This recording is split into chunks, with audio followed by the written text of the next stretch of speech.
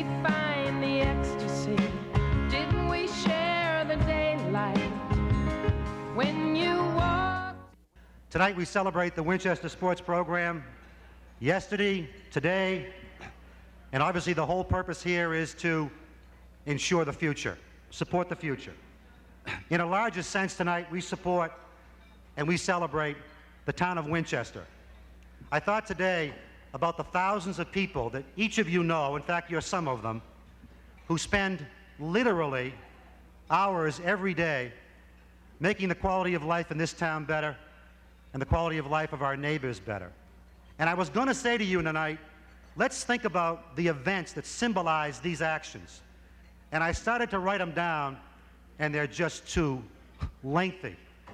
And I was so afraid to miss one. But you know what I'm talking about.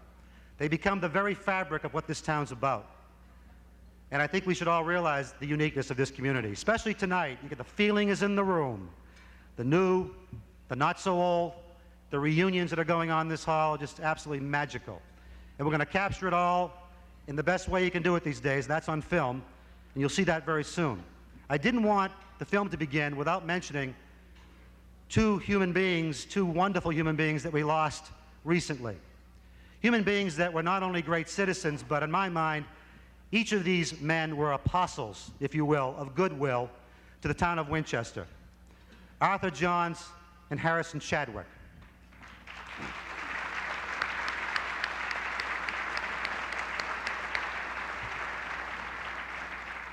And there'll never be a Hall of Fame dinner when my complete staff and myself don't wait for that phone call from Henry Quill asking me whether those plaques are done and whether the names are spelt right. And he will stay very close to all of us.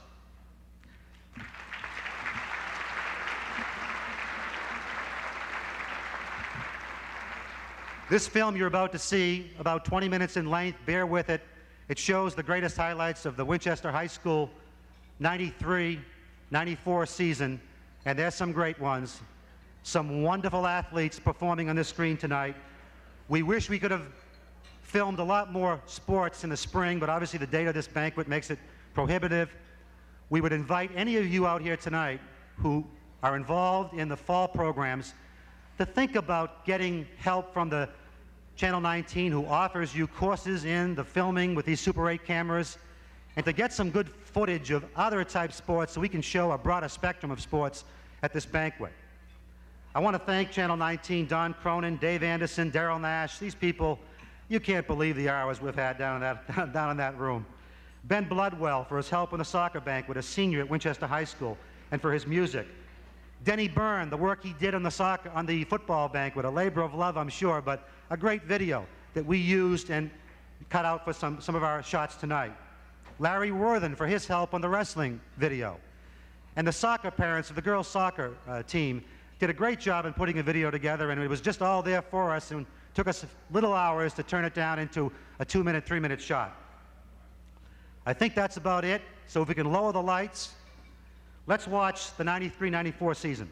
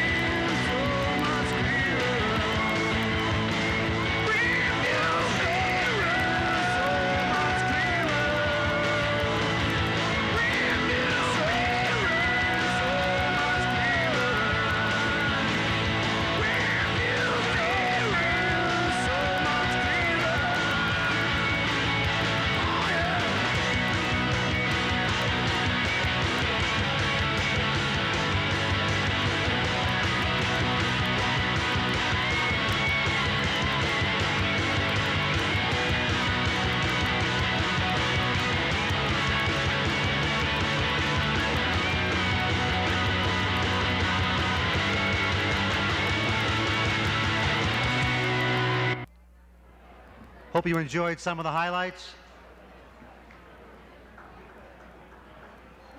I want to thank a high school sophomore who spent, I'd say, around 85 to 90 hours putting that film together.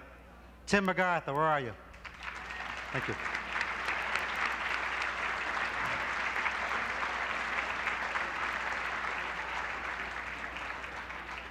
As I said earlier tonight, the incoming president of the Winchester Sports Foundation, Linda Sullivan, could not be with us tonight.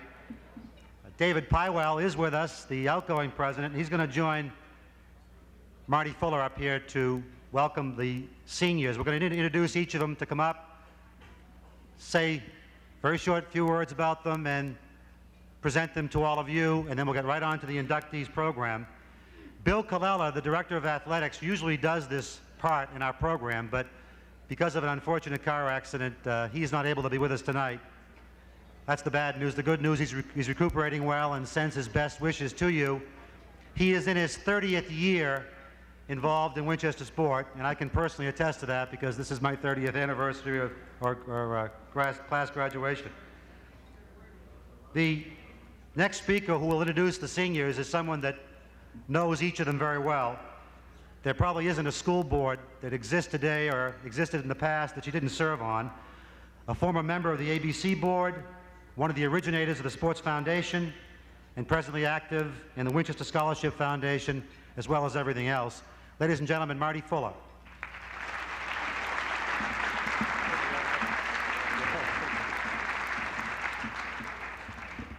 Thank you, Sam. And on behalf of the Winchester Sports Foundation, I'd like to thank Sam. I'm not sure that we do that enough. What happened when we started this organization a few years ago, we talked about having this event, and Sam is the one who said, I'll do that, and I think he's done a great job, and I think we could all give him a hand.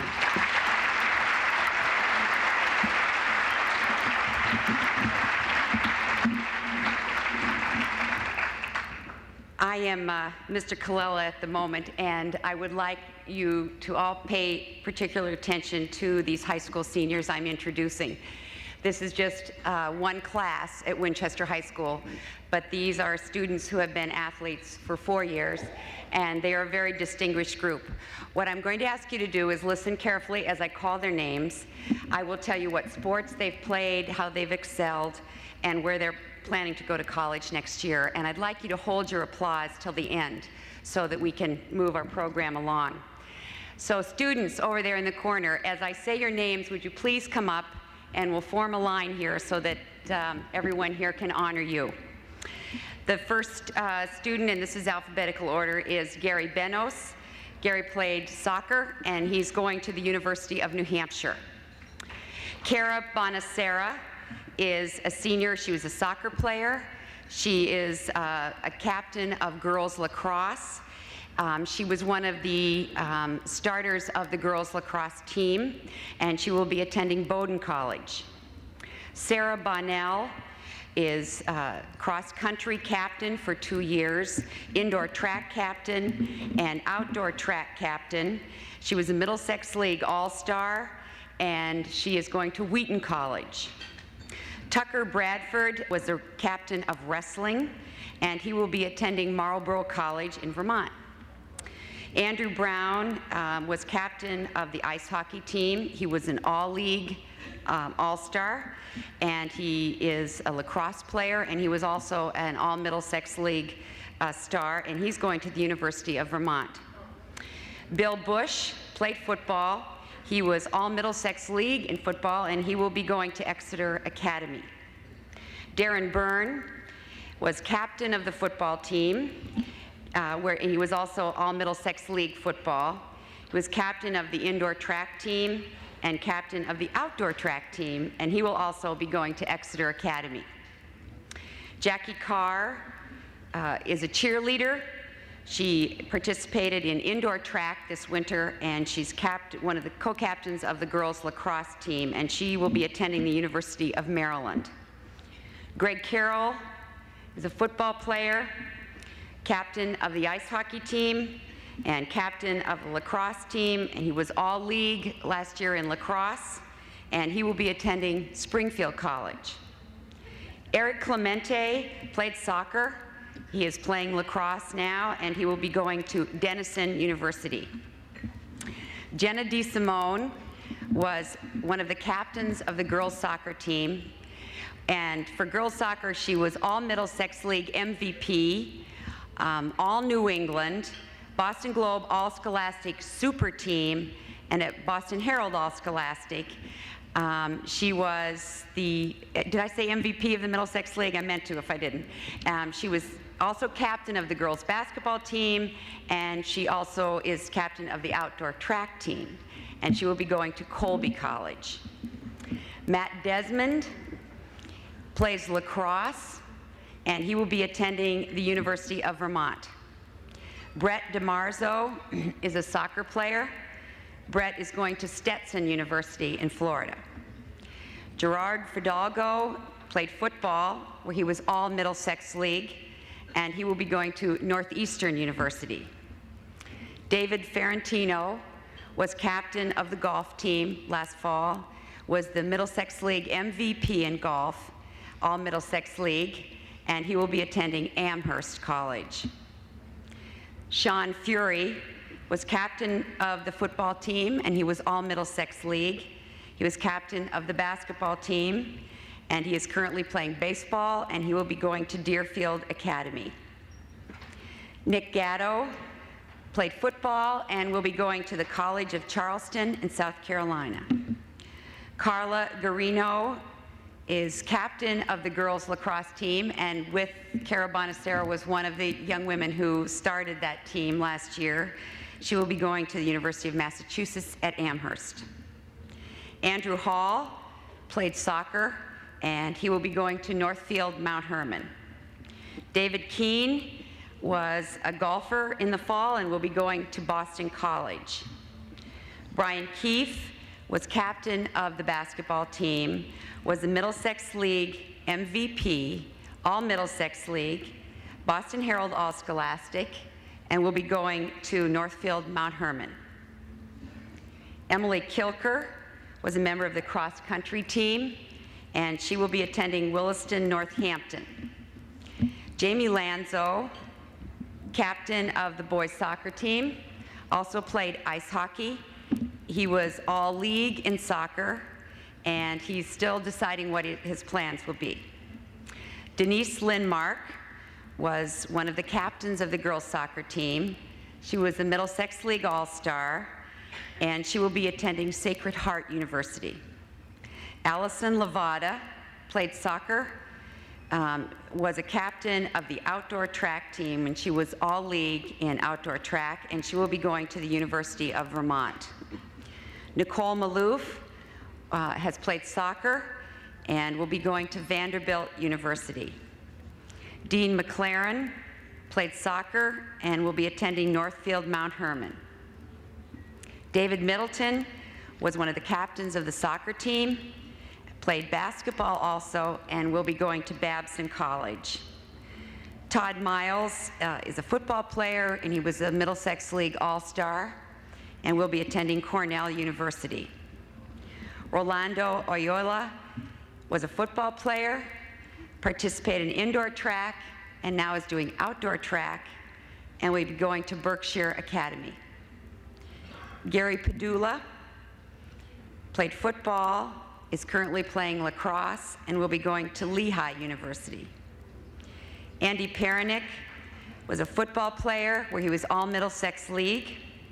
He was captain of the indoor track team, where he again was all Middlesex League, and is captain of the outdoor track team, and will be going to St. Anselm's College. Andrew Pywell was the soccer goalie, was all Middlesex League, and will be attending St. Michael's College. Pat Quill played football, played ice hockey, and will be going to Roger Williams College. Christina Rasick played soccer, was captain of the indoor track team, and will be going to Kenyon College. Phil Royland was one of the captains of the football team, is a lacrosse player and was all Middlesex League last year. He is captain of the lacrosse team now and will be going to Bridgeton Academy. Jeff Rotundi was one of the captains of the soccer team and will be attending Exeter Academy. Kelly Smith, captain of the girls soccer team and one of the captains of the tennis team, and will be going to Denver University. David Swallow played soccer and will be attending Liberty University.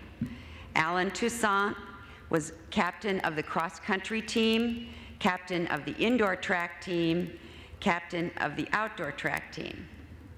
And Sean Vernalia was one of the captains of the golf team and will be going to Tulane University. So that's our group of seniors who could be with us, and we'd like you to honor them. Thank you.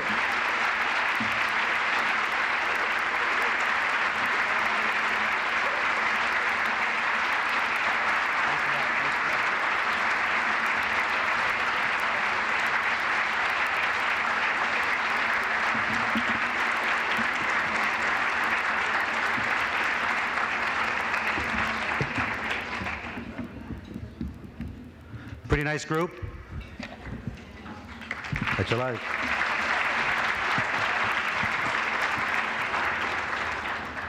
Let's see. We're going to get it now to the inductee portion of the night, the Hall of Fame portion of the night. And we're going to start with a film. It's a little shorter than what you just saw, but I think you'll really enjoy some of the footage in it and some of the still pictures in it. I want to thank Tom Lay, who's a professional photographer who helped me with this and helped me with his wonderful studio. You'll see some interesting devices he used in putting this film together. Ann Neville Howell for going out and finding all of George's old films and putting them together in an edited version that helped us know where to head.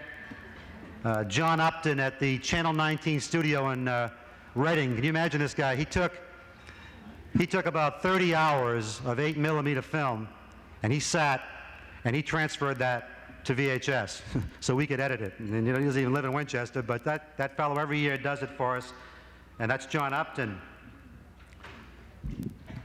What do you say we just, thank you. I think maybe it's important just to say before we shoot the film that when you do as much reading about these inductees as I have, you begin to get a feeling for who they are, who they were, and you begin to realize that the dedication to excellence was not just on the playing field, and it just didn't stop after high school. Read in that booklet about what each of these people did afterwards in their lives.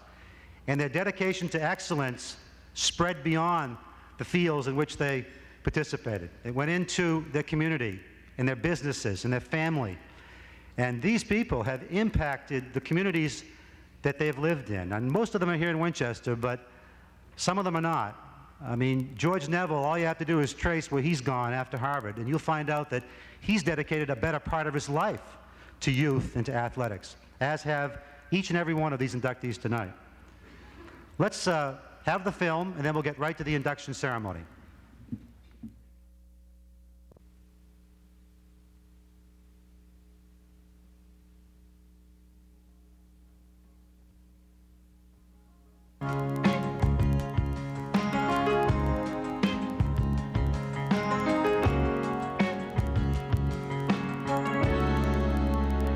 Now and forever, you are a part of me, and the memory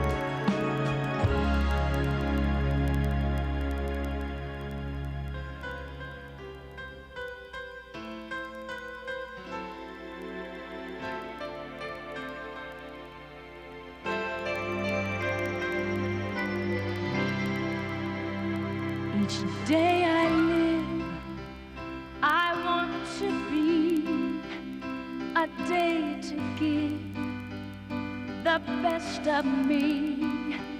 I'm only one, but not alone. My finest day is yet unknown. I broke my heart for every gain to taste the sweet. I face the pain. I rise and fall, yet through it all, this much remains.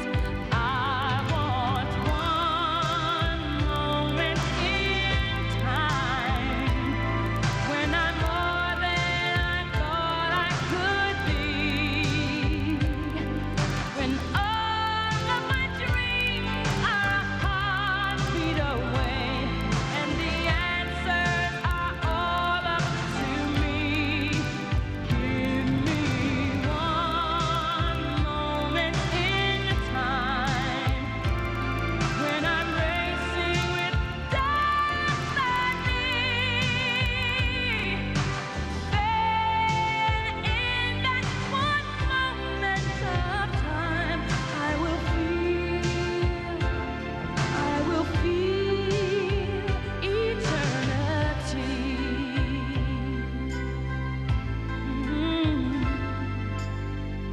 I've lived to be the very best. I want it all, no time for less. I've laid the plans, now lay the chance here in my hands. Give me one moment in time when I'm more than I thought I could be. When all of my dreams are a heartbeat away, and the answers are all up to me. Give me one moment in time when I'm racing with destiny. Then in that one moment of time, I will feel eternity. Oh, you're a winner for a lifetime. If you seize that one moment in time, make it shine. Give me one moment in time when I'm more than I thought I could be. When all of my dreams are a heartbeat away, and the answers are all up to me. Give me one moment in time when I'm racing with destiny.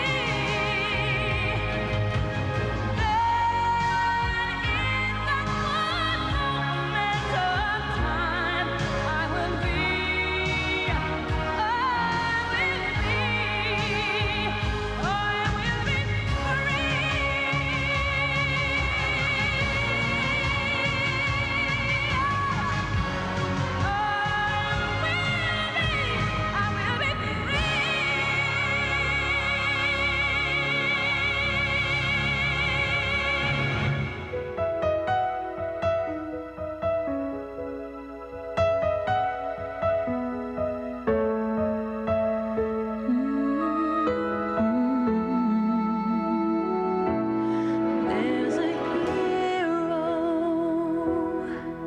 if you look inside your heart. You don't have to be afraid of what you are. There's an answer if you reach into your soul, and the sorrow that you know will melt away.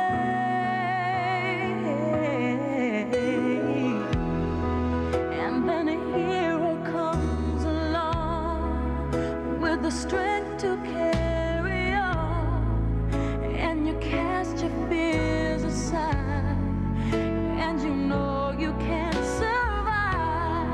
So when you feel like hope is gone, look inside you and be strong, and you'll finally see the truth, that a hero lies in you.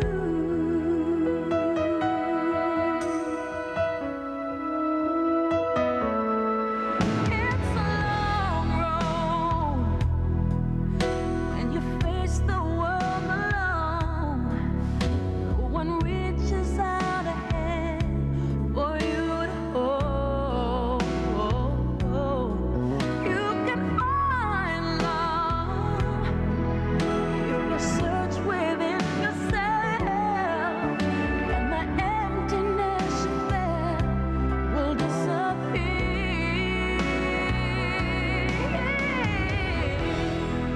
And then a hero comes along with the strength to carry on, and you cast your fears aside, and you know you can survive. So when you feel like hope is gone, look inside you and be strong, and you finally see the truth, that a hero lies in you. Lord knows dreams are hard to follow, but don't let anyone tear them away. Hold on, there will be tomorrow. In time, you'll find the way.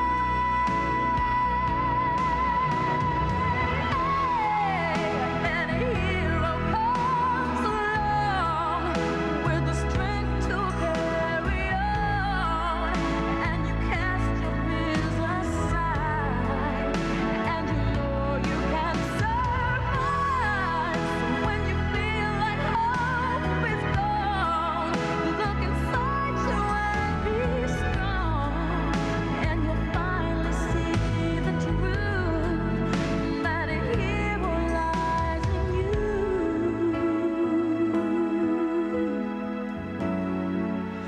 That a hero lies in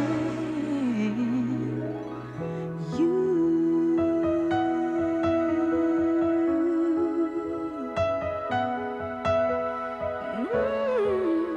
That a hero lies in you. There will be tomorrow. In time, you'll find the way.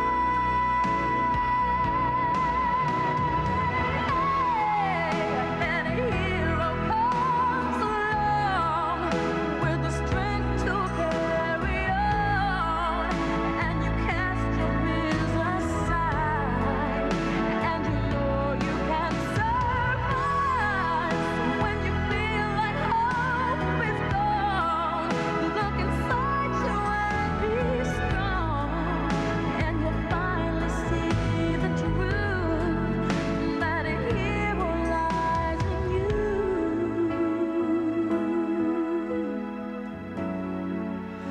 That a hero lies in you.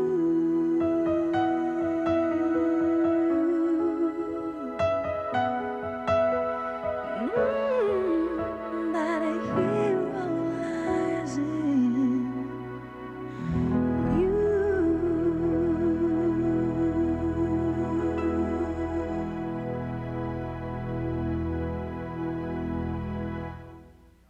We have some former inductees in the audience tonight. I'm going to read off all the names, and if you'd hold your applause till the end.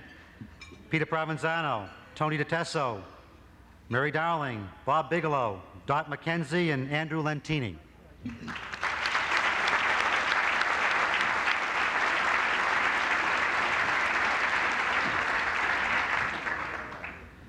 To present our first inductee this evening is Ann Dolan, whom I'm sure you all know from the high school, and an athlete years ago in her own right, a coach, and someone so involved in sports in this town. Please, Jen.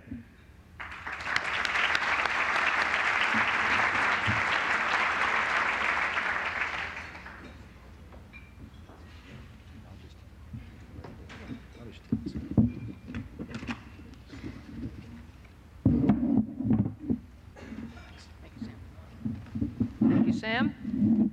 It's my privilege to introduce Virginia Merrill Nelson, class of 1929, for induction into the Winchester High School Hall of Fame.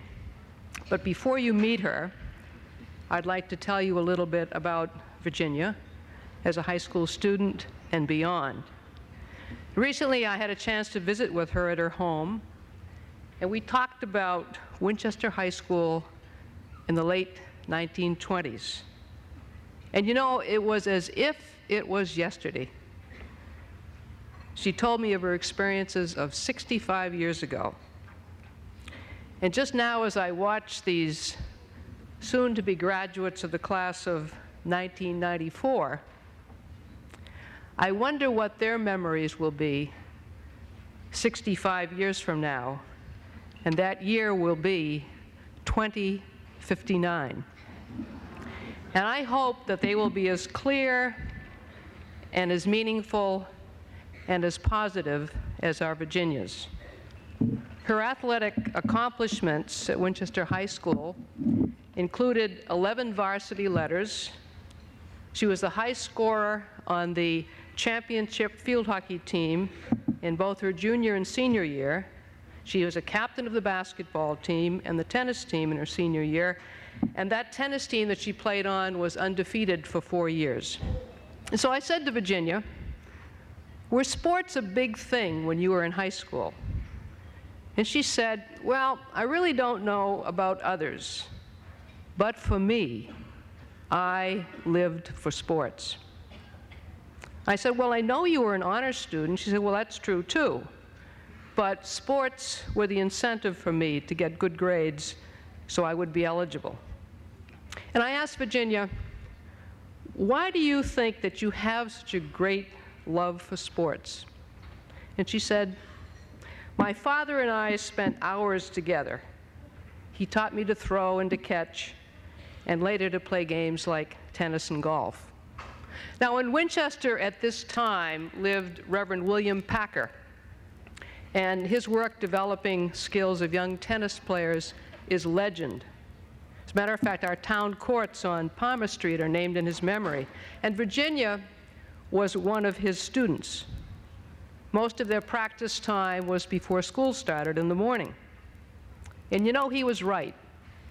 Virginia had lots of potential, and as a matter of fact, she earned a national ranking of 8th in doubles.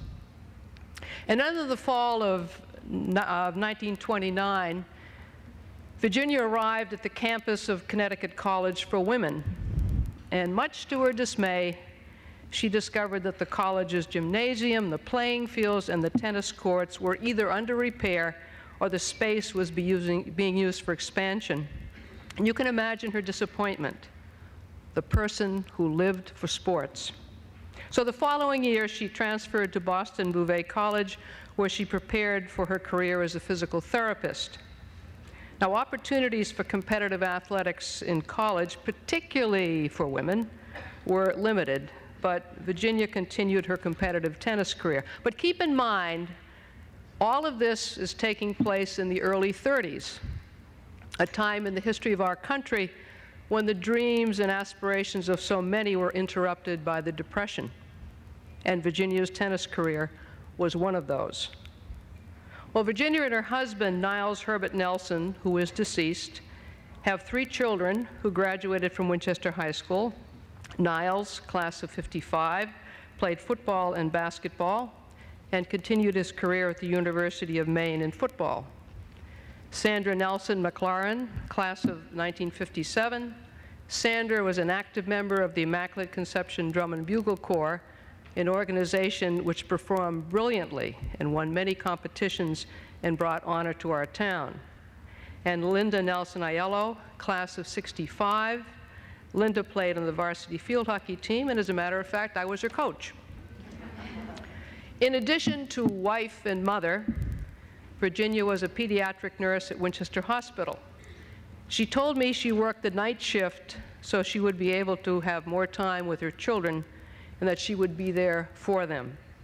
And she retired from this position in 1978. Well, that's a thumbnail sketch of Virginia. Today, she is called Nana by her 11 grandchildren and her almost 11 great-grandchildren. And she's called Nana by players and spectators at Reading High School, where she has followed the career of her grandchildren for years. At the Jenks Center, she's a regular participant in the exercise class. But you know, the reason we honor her tonight was best said in 1929 by her classmates. They called Virginia, and I quote, "the all-sports champion of Massachusetts, if not of America." Ladies and gentlemen, it's my honor to present to you this extraordinary woman, a lifelong resident of Winchester, Virginia Merrill Nelson, class of 1929.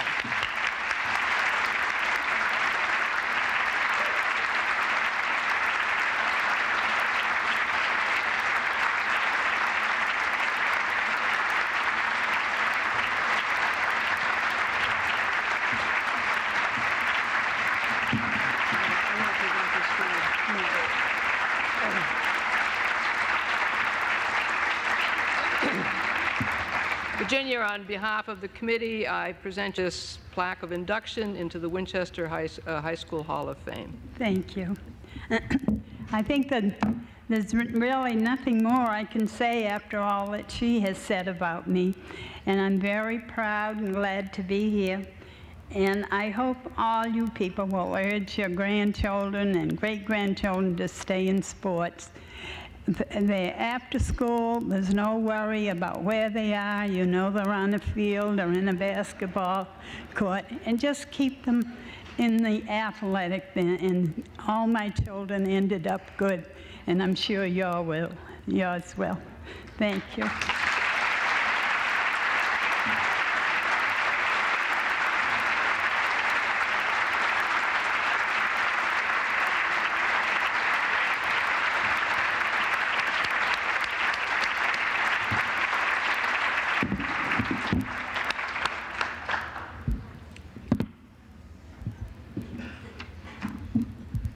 To present the induction to the late chief of our fire department and great athlete, Frank Amico, is his nephew. Paul Amico is a great athlete in his own right, as many of you know, a former chairman of the Board of Selectmen, a practicing attorney in our town, and someone very involved with the Sports Foundation. Paul Amico.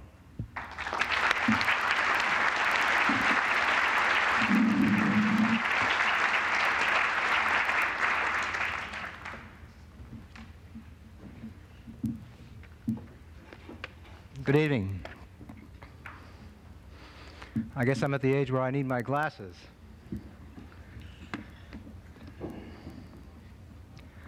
Members of the Winchester Hall of Fame Committee, my Aunt Jenny Amico, your daughters, Rita Rotundo, Linda Graham, their respective spouses and children, and fellow Winchester athletes.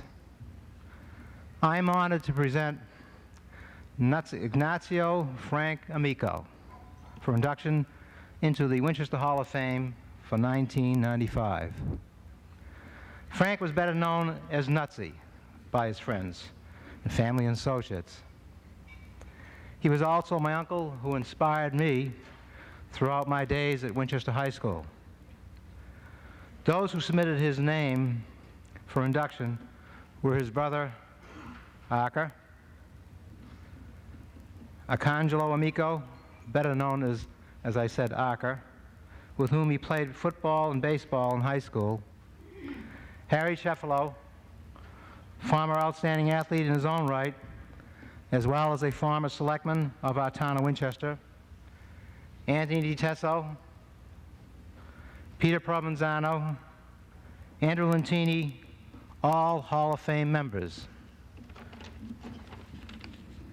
During his high school days, Nutsy was coached and inspired by the late Wendell D. Mansfield, in whose name the Mansfield Award is issued each year to, and I quote, the boy who during his 4 years has done the most for athletics at Winchester High School.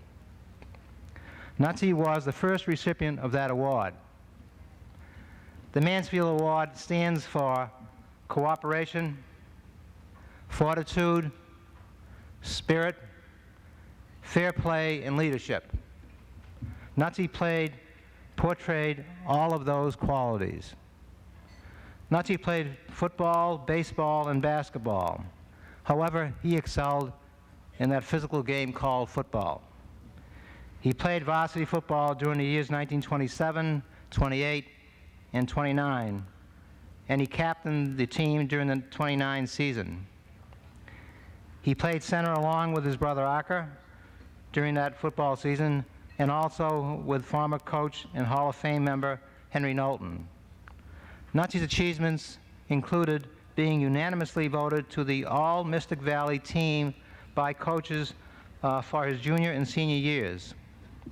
Quotes from one of the Boston newspapers, one of the outstanding defensive centers in Greater Boston, the best pivot boy in the circuit, would make a great college center. His former coach, Wendell Mansfield, described him as one of the finest personalities Winchester has ever produced. A real football player, exceptional leader, a gentleman, and at all times and in all occasions, a 100% loyal citizen. His dedication to his family and selflessness was referred to in Wendell Mansfield's statement. Frank had an opportunity to go to college, to Boston College, but because of family loyalty and a feeling of financial need at home, he turned it down. Nutsy had opportunities to go to college. Boston College, Holy Cross, Virginia Military, St. Lawrence University, Middlebury, but he had to decline scholarships in order to secure employment to meet the financial needs of his family. Not being able to go on to college, Nutsy joined the Winchester Town team in 1930. This was a semi-pro football team made up of Winchester players and was organized by his brother Archer. After graduation, Nutsy stayed in Winchester and became a member of the Winchester Fire Department, and over the course of time was promoted to lieutenant, captain, yes, and ultimately chief of that fire department. Nutsy's fondest achievements or accomplishment as chief was the building of the West Side Fire Station. At Nutsy's retirement, our former state representative Sherman Saltmeyer stated, "You have had a career which you and members of your family and friends should be extremely proud to look back upon, and the accomplishments and various achievements which you brought forth during your years at the Winchester Fire Department." Our current moderator and former selectman, and my friend John Sullivan, also expressed appreciation for Nutsy's contribution to our community. At Nutsy's retirement, he stated, "Only upon your retirement has the Board of Selectmen realized the wealth of talent and leadership you have developed during your tenure as chief.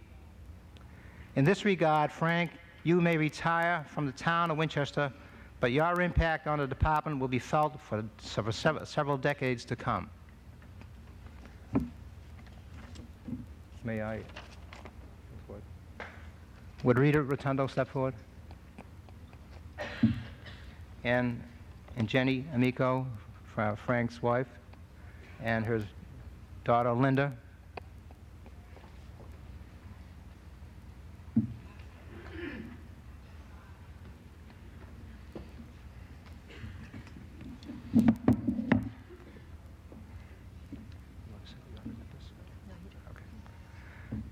I'm presenting to you, Auntie, the plaque, which I'm sure Nutsy would have been proud to receive personally.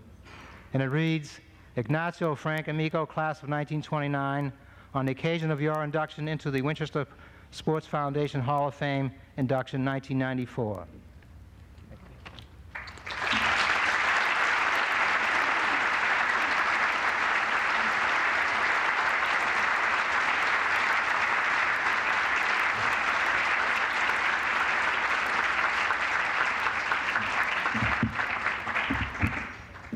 I'm Rita. I'm the designated speaker for tonight.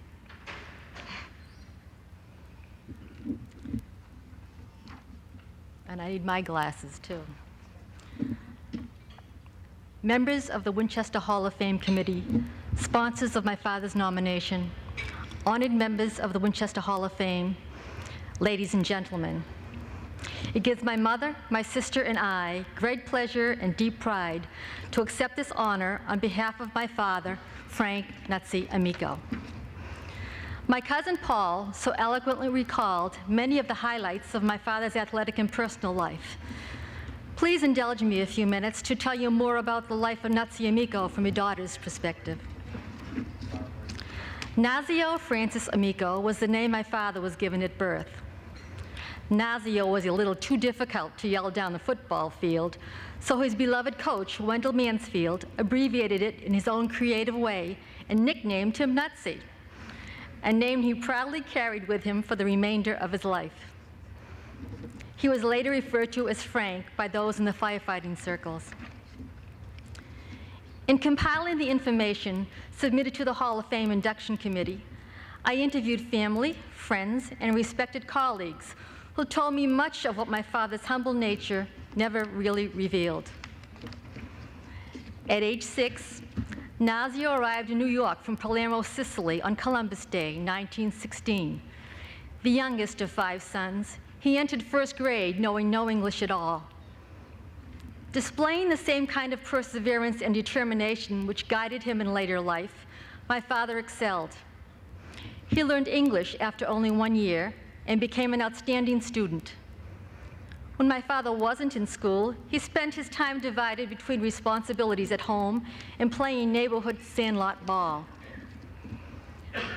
While gathering information for the nomination, I had the privilege of working closely with Aker Amico, my father's brother and former teammate. Uncle Aker, he's over there, he had more newspaper clippings for that period of time that can be found in the archives of the Winchester Public Library. Uncle Aker freely shared with me the numerous experiences he had with his brother Nutsy. One day, as my Uncle Aker and I were going through the newspaper articles he had stored in a box, he asked me to find the write-up on the famous Amesbury game and read it to him. As I read the account of the game, I saw him stare out into space as a big smile of recognition came across his face. The story is that Aker and Nutsy were involved in a very important play in that game. In the words of Coach Mansfield in a letter about my father, Amesbury had a top, undefeated, very strong team. They were big, fast, outweighed us, a real tough club. It was getting late in the last period and there was no score. As Amesbury was on our 20-yard line and headed for a victory, Nutsy blocked a forward pass attempted by Amesbury, and it was caught by Aker, a left tackle, who started for the Amesbury goal line about 80 yards away. An Amesbury player was fast catching up to Aker, but here comes our hero Nutsy and knocked that Amesbury fellow about 10 feet in the air. After going about 60 yards, Aker ran out of gas. He collapsed from about the 20-yard line, but held on to that ball. About 3 plays later, Henry Knowlton went in for the score, and Winchester won that game 13-0. Printed in the 1929 yearbook, the Abergavenny yearbook, are the words describing the characteristics of the recipient of the Mansfield Cup. He demonstrates good sportsmanship, hard, clean play, doing and giving his best at all times for his team and his school. It is also written that the man awarded this cup carried what it represents throughout his life as one of the greatest lessons in sportsmanship. Although my father was never one to boast about his athletic accomplishments, being the first recipient of the Mansfield Cup was something he always spoke proudly of. Ever since my sister and I can remember, Coach Wendell Mansfield and what he and that cup represented to my father were a part of the fabric of our lives. My father was highly regarded in school and later as chief of the fire department. He was known to have gone by the book in his work, but he really had a very gentle side to him. My mother told of how my father would agonize having to discipline a firefighter. He would call the person into his office, remove his chief's badge from his shirt, put it on the desk and say, "I'm going to talk to you as a father would talk to his son." When he finished playing the role of father, he would put his badge on and say, "Now I'm going to talk to you as your chief." He wanted his men to know that he was always there for them, ready to help with any problems they may have. They were his extended family. My father was also a very good listener. When family or friends sought his advice concerning a problem, he always found time to help them. He took great joy in his family and was a loving husband, father, and grandfather. Fall was his favorite time of year. He would wear his town team football sweater while raking leaves, take his grandchildren for walks in the Winchester Fells, and attend football games. He looked forward to each Thanksgiving game when he would bet $1 with his grandson, who lived in Woburn, that Winchester would win the game. Frank Amico never stopped giving of himself to his family and his town. As Coach Mansfield wrote in his letter about my father, "You will always find him ready to help anyone in any manner requested and willing to do more than his share. He is a man. God bless a real man." In my estimation, the lasting element of a fine athlete is the sportsman that lies within. My father truly lived his life by this. Long after records are broken and newspaper articles have faded, this is what will always remain in the hearts of those who had the opportunity to know and to love Frank Amico. Thank you for bestowing such a deserving man this lasting tribute.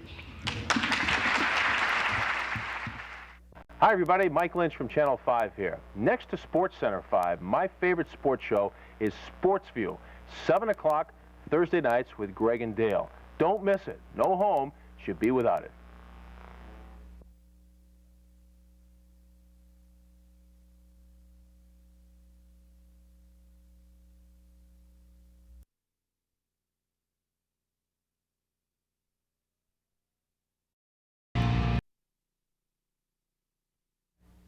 Tony DeTesso is an inductee to this Hall of Fame, joining us in 1992.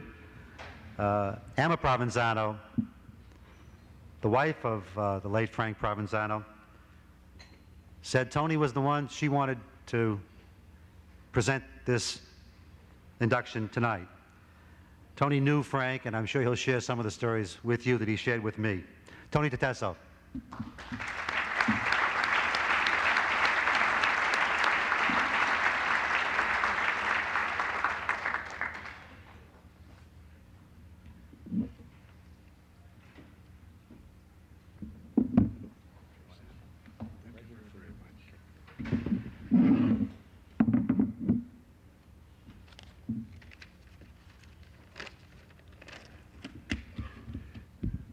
It's a great privilege and honor for me to present Frank Provenzano for membership into the Winchester Hall of Fame. But before I begin, I would like to make a few introductions.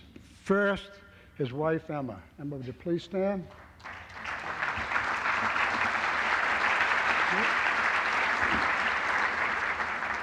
His son, Peter.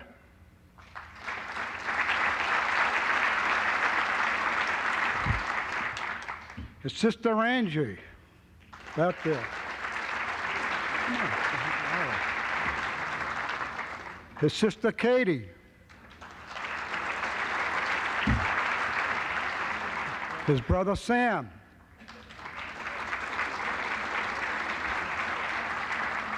his brother Peter,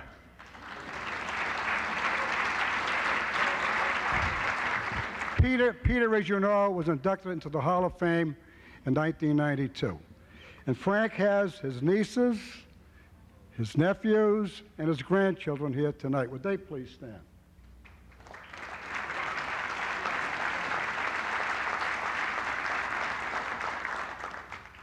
Frank Provenzano grew up on Florence Street in a section of Winchester in what is called the Plains. My house on Olive Street and his were about 50 yards apart.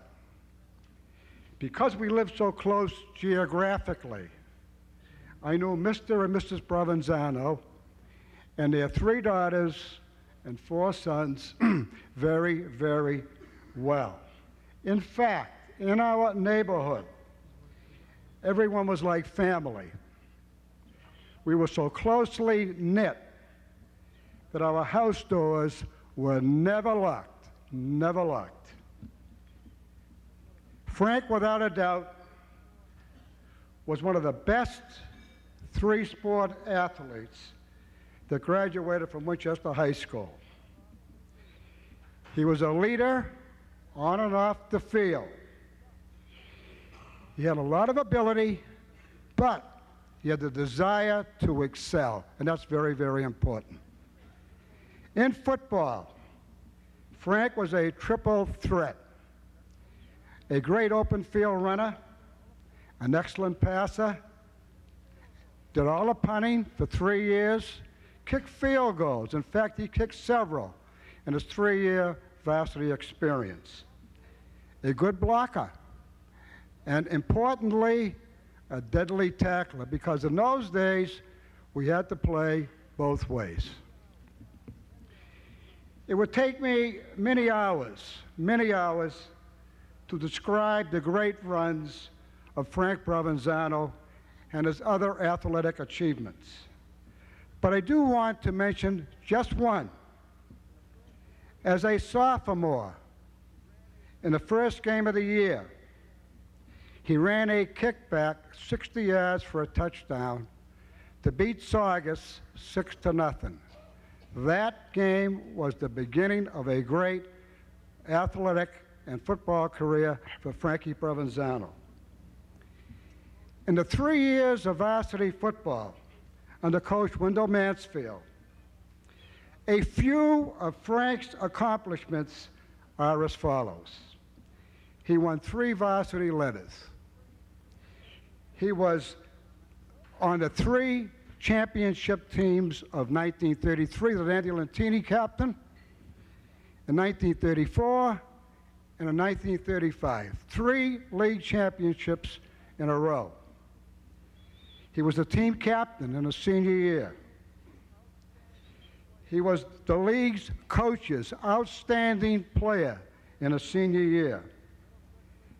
As a junior and senior, the Middlesex League coaches voted Frank the outstanding player of the league. And lastly, he received all scholastic recognition in the Boston papers. That's quite an achievement. In basketball, he played basketball. He played 3 sports. In basketball, he played 3 years on the varsity.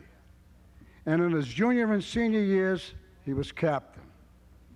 Again, receiving all-league recognition. In baseball, again, he played 3 years. And again, outstanding. And again, all-league recognition as a catcher, an infielder, and a wonderful hitter.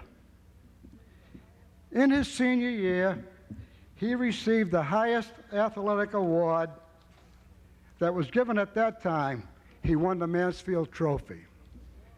The Mansfield Trophy was awarded to the most outstanding boy athlete. The senior class of 1936 further honored Frank in the following way. In the 1936 yearbook, it reads as follows: Best all-around boy, Frankie Provenzano. Most popular boy, Frankie Provenzano. Best boy athlete, Frankie Provenzano. So he did it on the field and he did it off the field. His brilliant career continued on to prep school. At Wilbraham Academy, he participated in football, basketball, and baseball. In football, he was the leading scorer. He was the team captain. And his team won the prep school football championship. So here's a man who won and was on 4 championship teams in a row. 3 in high school and 1 at prep school. In 1938, Frank was a freshman at Boston University, and for 4 years continued his football brilliance. It would take me too many hours to explain his long touchdown runs. I'm not here to do that. He was outstanding offensively and defensively against teams such as Boston College, Villanova, Holy Cross, the University of Cincinnati, and many, many others. He graduated from BU in 1942 and was drafted into the Army and served with the Army Engineers overseas until his discharge. In 1946, he married Emma Giuliani, and in 1947 began his teaching and coaching career at Webster High School and later at Air High School. But in 1951, Frank came home to Winchester to teach and to coach at the high school and at Lynch Junior High School. At the high school, he was an assistant football coach under another great legend, Coach Henry Knowlton. As backfield coach, Frank coached some outstanding individuals, to name a few: Joe Bellino, Jocko Sirica, Joe Bonacera, Doug Thompson, and others, and many others. As head varsity baseball coach, his teams did very, very well. His team was involved in 3 state championships, and he had some outstanding players, again, Joe Bellino, Vandy French, and Paul Del Rossi. After coaching, Frank became head trainer. It was during these years, as a teacher, a coach, and head trainer, that Frank fondly became known as Mr. P. Mr. P. Mr. P had a tremendous impact on the youth of Winchester. He was devoted to his students and to his athletes. Frank was in love with his job and in love with the people around him. They loved him too, because in 1959, 1978, and 1981, the senior classes dedicated the yearbook to Frank. Following his death, the Winchester Lions Club established the Players' Player Award. Now, this trophy is meaningful because the coaches don't vote for it, the teachers don't vote for it, the administrators don't vote for it, the players vote for it. This is the 13th year of the award, and this year's winner was Chris McAdoo. Is he here tonight? I'd like him to stand. Chris McAdoo? There were 12 other winners. If any of them are here, would they please stand? The Mr. P Award. Thank you very much.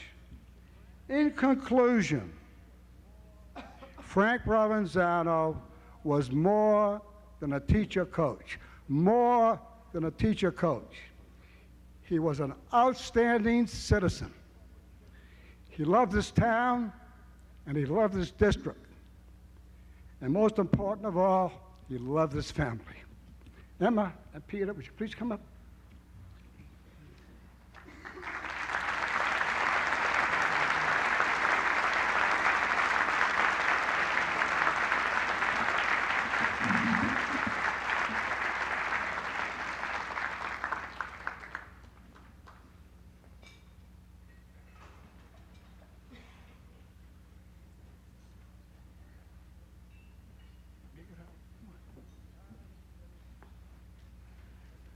On behalf of the committee, I'd like to present to you, Emma, and to your son, this wonderful plaque in honor of Frank.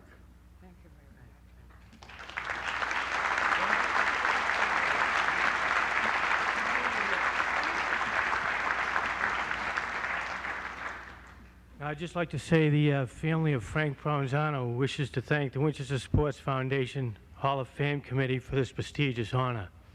With a special thanks to Sam Rotundi and also to Tony DeTesso for his presentation tonight. My father enjoyed playing and competing at Winchester High, giving his maximum effort at all times. His participation in sports was because of the love of the game, and later in his life he wanted to contribute to his school and community as a teacher, coach, and trainer. My father was a special person. We thank you for remembering him, and we accept this honor with pride and gratitude. Thank you.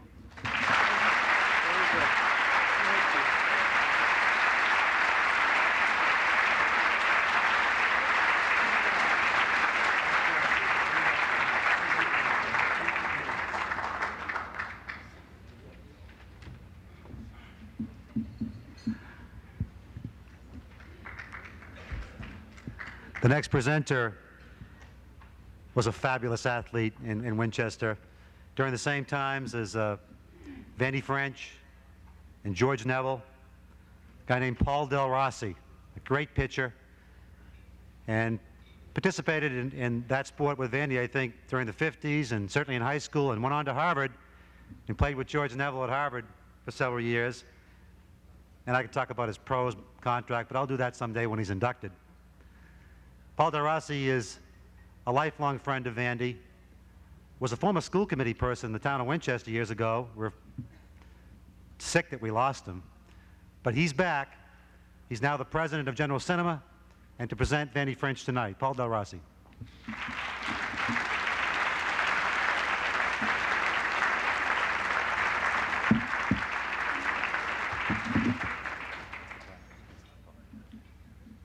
Good evening. It is my pleasure to place in a nomination for the Winchester High School Hall of Fame a dear friend and classmate and former teammate of mine, Van French. We've heard some very nice things about people who've come before. I'm going to tell you some things about Vandy that aren't quite so nice. And the first one involves someone who's sitting right behind him, Steve Powers. Sam was kind enough at the beginning of the evening to mention some of the giants of Winchester who have passed away in recent months. One of them, Art Johns, one of the original, along with Sam Provenzano and Big Jocko Sirica, of the original Little League coaches in the early 50s. Well, our team then, the Dodgers, was a pretty good team, we thought. Steve Powers is a pretty good infielder. I thought I was a pretty good infielder, and we all had to take our hat off to Vandy. Steve and Vandy, for those of you who don't know it today, because they seem to be such pillars of the community, were temperamental, and that's saying it nicely. Vandy was known, if he didn't hit the ball over the fence, or at least get an extra base hit, to throw his batting helmet and to throw his bat. And if you were on the bench, one of the things you made sure when he was up was to get your feet up on top of the bench, because that bat was going to come down, you could break an ankle. Art Johns never said a word when Vandy did that. Well, this one particular game, Steve is, I think he was facing John Carroll, and struck out. And he came back to the bench and he was swearing, and he threw his helmet and he threw his bat. And Art Johns said to him, "Stephen, sit down, you're out of the game." And he said, but Mr. Johns, Vandy does that, and you don't take him out of the game. He said, "That's because he's a better hitter than you are."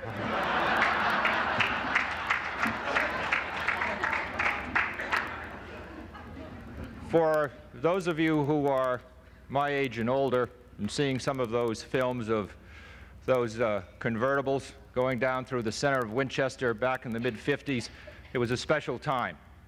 I think every town has several golden ages of sports, and we've certainly heard of it this evening from some of the other inductees already, from the people who presented them. But it was a special time. In 1955, this town had a team that went to the Little League World Series, and on the same night, it had a basketball and a hockey team who won a state championship, and I believe it wasn't until nearly 30 years later that the high school had such teams that were to win state championships in the same year. For those of you who had the opportunity to see Vandy play, you knew he was something special. In the All-Star season that we went to Williamsport, in the 4 games that he pitched prior to us getting to Williamsport, he faced 72 batters. He struck out 64 of the 72.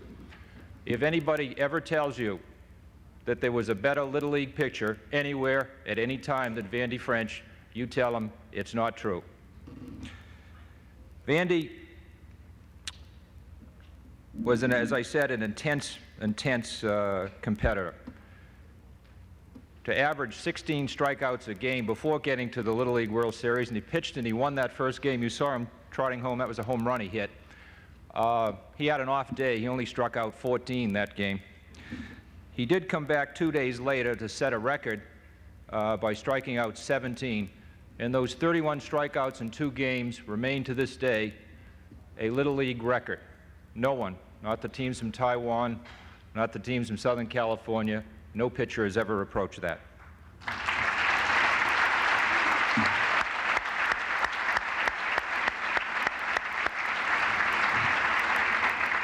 Those of you who remember Vandy at that time realize that he was exactly the same size as he is right now. Gave him a competitive advantage. His hair is also the same color as it was then, and Vandy, I hate you for that. Vandy went on to captain, as you have seen in the program, 2 sports at Winchester High School and 2 sports at Tufts University. He won in 1964 the Bob Cousy Award for the best athlete under 6 feet, best basketball player under 6 feet. Heck, he was the best basketball player over or under 6 feet that year. He was a wonderful, wonderful basketball player.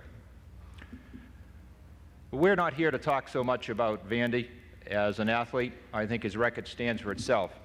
I'm here as the people who have spoken before me, for Chief Amico, for Frank Provenzano, with whom Vandy and I had the extreme privilege to have played for him on the Winchester High School baseball team, and Virginia Merrill Nelson.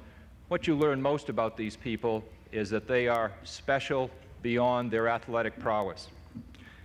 I know for the young people tonight, and it's such a wonderful group of them who are going on to college, for them to hear about the accomplishments of these athletes and inductees, you're probably wondering, well, what's so terrific about that?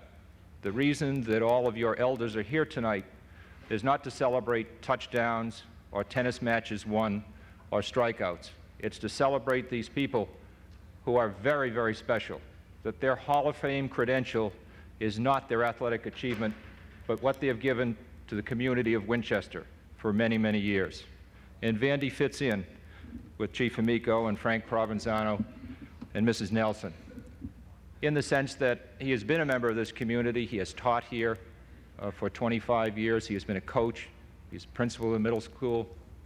He's been a founder of the youth basketball program and an early participant in the soccer and youth baseball programs. That, to me, is the real reason why we honor Van French tonight, and it is my pleasure to present him this award. Vandy.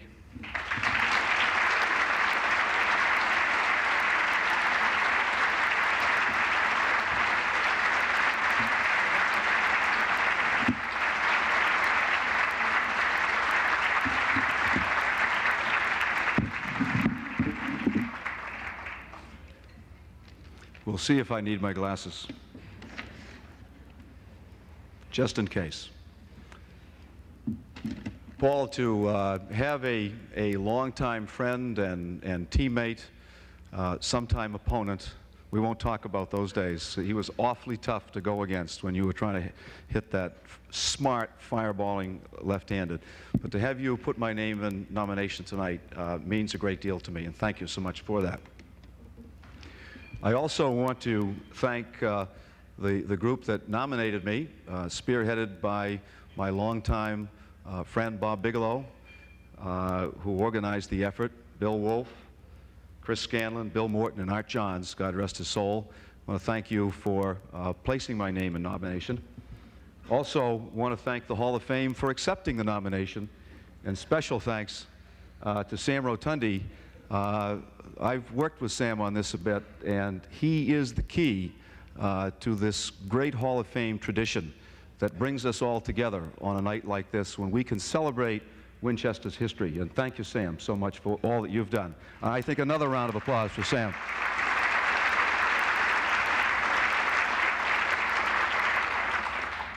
While a lot of the senior athletes have drifted off to their studies, I'm sure,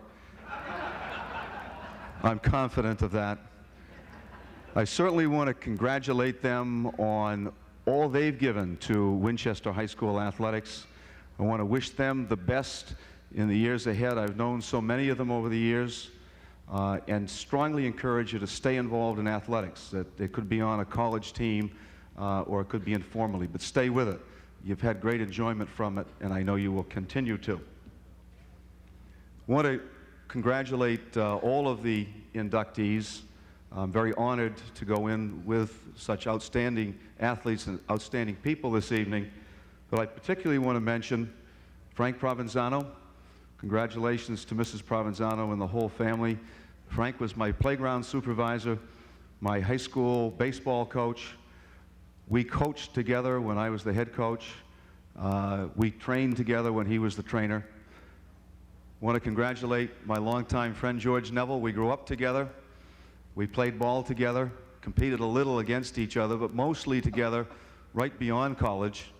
And really want to congratulate George. We're ending up at the same point. We're both middle school principals, that if some of you didn't know about George. And I want to congratulate Maria Montori. I had the great opportunity when I was an assistant principal in the high school to watch who is, in my judgment, one of the best athletes, male or female, to ever graduate from Winchester High School. I had a good chance to watch her, but I also have had the chance to work with her in youth basketball and youth soccer. So I congratulate one and all, but those folks in particular. I've been quoted as saying that sports have given a great deal more to me than I've ever given to them. And I sincerely mean that, and I'm sure all of the honorees tonight would say that. I'm a lifelong player, I'm a lifelong spectator, and some would say I'm a lifelong coach. I've always thought like a coach, I think. And certainly through all this activity, sports have just enriched my life. I am defined in many ways by sporting activity. I guess I'm what you'd call, I hope in a positive way, a sports fanatic, and I'm proud of that. When I think back and think of the teammates, many of whom are here tonight, people like Paul Del Rossi and George Neville and Paul Malloy and Steve Powers and Danny Sirica and Doug Thompson and Mike Bellino and Joel Peckham and Rodney Gay in the back and Larry Capodilupo and so many more. I was privileged to have fine athletes, but just outstanding people who've moved on and made major impacts in their communities. You don't come up here unless you've had great teammates, and I was blessed. I also had some just outstanding coaches who have helped to shape me as a person and certainly have helped to shape my coaching philosophy. Art Johns, my 5-year Little League coach, one of the best coaches I ever had, taught me, believe it or not, Bruce Fader and Paul Del Rossi to begin to control that temper and to sort of focus that very intensely competitive spirit that some of you know I at times still carry with me today. Art also knew more baseball than any person that I ever knew. He was a rare, rare person, and we all miss him dearly. Henry Knowlton, another of my coaches, taught me about values and principles and the importance of commitment and hard work and dedication and practice. And playing hard, but playing by the rules. And when the game was over, being a good sport. Frank Provenzano was a people coach. He taught me about really caring for your teammates and caring for your players and about motivation.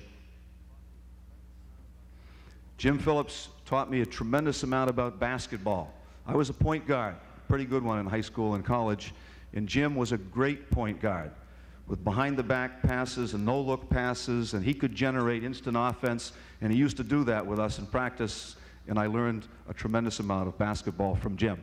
He was one of the first people to use trapping defenses and zone presses, and that came in kind of useful in our career. I also had some great coaches in college, and all of these people I'm deeply indebted to because they really helped to shape the kind of person that I've become and the kind of coach that I am. And lastly, I can think back on some just marvelous experiences all through my athletic career. Going back to the Little League days, and Steve Powers and Danny Saric will argue that the 1954 team may have been the best of all time. We could have a great debate on that.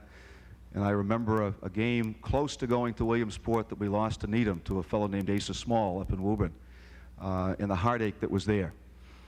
But the next year, the next group, the 55 team, did go to Williamsport and to pitch the opening game of the World Series before thousands of people. And I was wild, and we were all, I was hoping that I was going to be able to get that ball in there. It was the support of Paul and Larry and George and so many others and Art Johns that got us through that game, and we did beat Hamtramck, Michigan that day, 8-5. As you saw in the film, to come back to Logan Airport, and I'm sure there were some of you who were there. Winchester people greeting us, even though we hadn't won the whole thing. Being motorcaded through town, ending up on Manchester Field. Marvelous, marvelous memories. And I jump quickly to high school, and I think of some unbelievable baseball games between Winchester and Belmont, and Paul Del Rossi's on the mound for Winchester, and Wilbur Wood, who then was a fastball pitcher with a nice drop, and he was a well-conditioned athlete, not the paunchy knuckleballer that won all kinds of games for Chicago later on in his life. Those were great games, and we all remember those. And I remember playing on the floor of the Boston Garden 9 or 10 times and winning a couple of Middlesex League basketball championships, missing some key foul shots in a game against Natick my sophomore year on the floor of the Garden, and I think it was a quarterfinal game against Milton. We're down about 12 points with less than 2 minutes to go. And Coach Phillips called a timeout, and we agreed to go into our 1-2-2 full court press, and we beat them. They didn't score another point. In fact, I don't remember them getting the ball beyond half court. And I jumped to my own coaching career at Winchester High School, and think of my second year, the 69-70 team that was the last seed to make it into the Tech tournament. In those days, you had to win a lot of games. You had to win 70% of your games. We played the top seed Cathedral on the floor of the Garden, and we beat them in overtime. And then the next game, we won on a last second shot by Sam's younger brother, Chuck Rotundi, beat Danvers. The 73-74 team, which won 16 in a row and is the last Winchester Middlesex League team to win the Middlesex League basketball championship. And I think of so many of the teams that I've coached with my sons in youth soccer and basketball and a little in baseball. Those are great experiences, people. Yes, I can honestly say to you that sports have given so much more to me than I have ever given to them.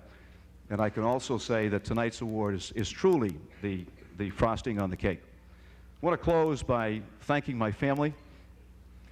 If I get just a tad emotional, you'll understand. My parents are no longer with us, but I know that they're very proud tonight. From my father, I know I got my athletic ability. From my mother, I got my emotional, charged up, fiery spirit. And from both of them, I got just a healthy love of sports.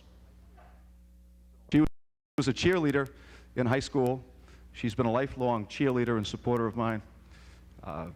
She's been there in the good times and in the tough times. And thank you, Les, for always being there. She is also the French boys' best critic, mine and theirs. And if the boys really want to know how they did, they ask Mom. And if she says they played well and the team well, they played well. And lastly, I want to thank all of you for making this a very, very special night for me, a night that I will cherish always. Thank you.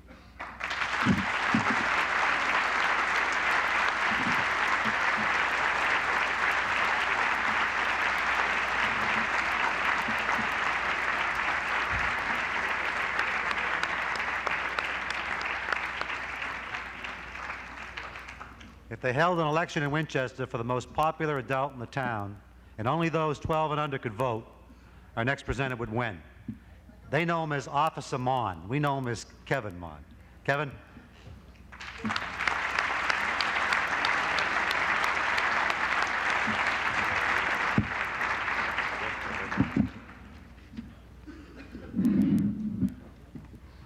It's always tough to follow a Harvard man, Paul Del Rossi. When is Vandy French going to age? Members of the Sports Foundation, past inductees, honored guests, ladies and gentlemen, it gives me a great pleasure to place George Neville's name before this body for induction into the Sports Hall of Fame. George and I were boyhood friends, neighbors, and classmates. Our family homes were diagonally across from each other. The Neville home could be best described as an Ozzie and Harriet Nelson or a Ward and June Cleaver all-American type existence. Mr. and Mrs. Neville supported their children, George and Ann, in everything they did.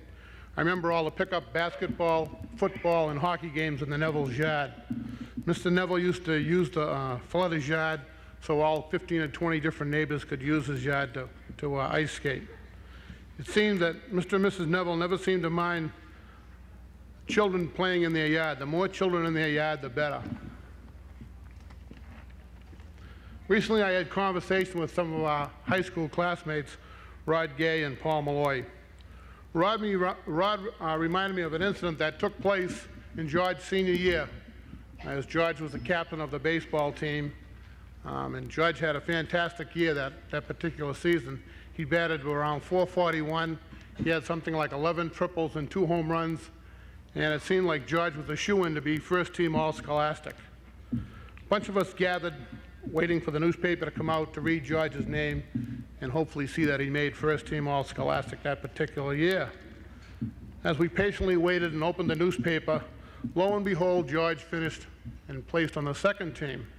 We were pretty upset and angry and couldn't understand how George could be placed on the second team with such great statistics. As it turned out, George lost to a lowly junior, chosen ahead of our senior, George. How could this happen? Well, even in those days, George was in good company because that junior turned out to be Tony Canigliaro. Another incident that they remind me of was George's senior year. Winchester had a very good baseball team that year. One of the first games they played Tufts University freshman baseball team. And Tufts had 2 great Winchester baseball players. Vandy French and Dale Grinnell were on that team.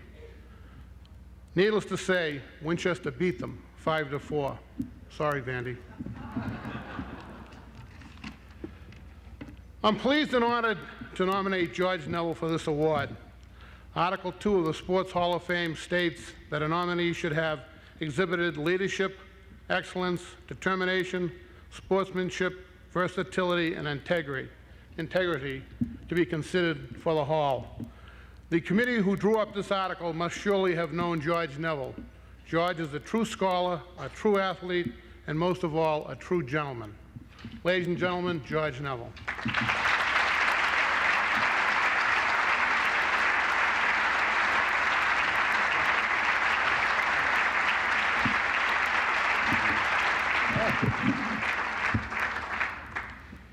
With all the powers invested in me as a principal in New Jersey,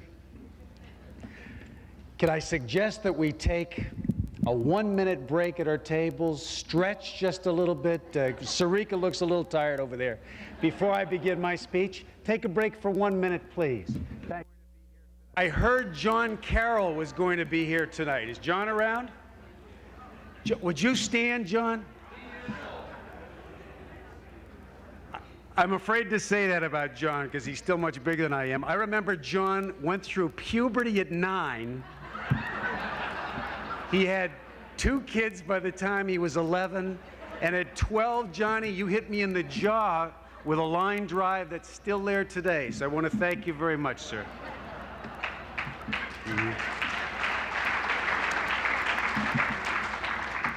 Rod Gay at the back table. Would you stand, sir? Mr. Gay?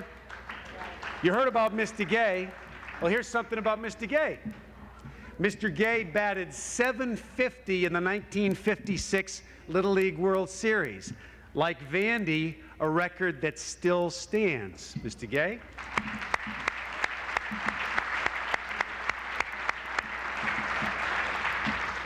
And Albie McDonald, someone said Albie was here tonight.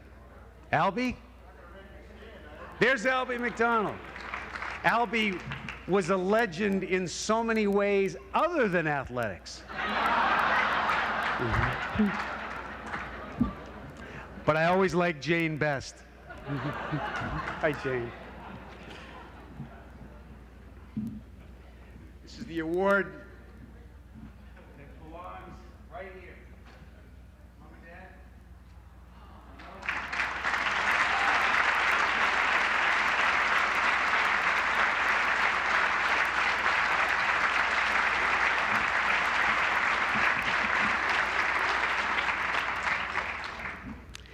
Brick by brick, Dad, you built the most unique basketball court in Winchester. It had a lot of personality, Dad. Mom, grounders and pop-ups until dark. I must have drove you crazy, but it paid off. And to my sister Ann, who sent me this note. George, she said, because she's from Boston. I lost it a little bit since I moved to Jersey. George, she said, congrats again on your selection, even though it should have been me. This is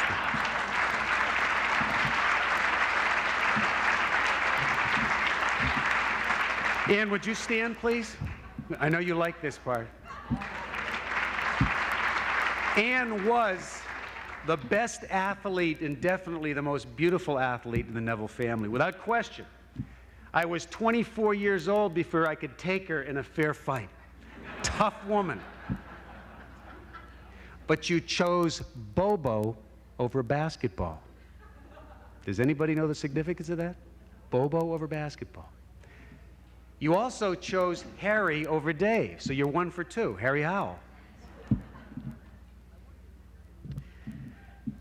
I want to get serious for a minute, and I don't think, Sam, you can take this away from me now that I've accepted it.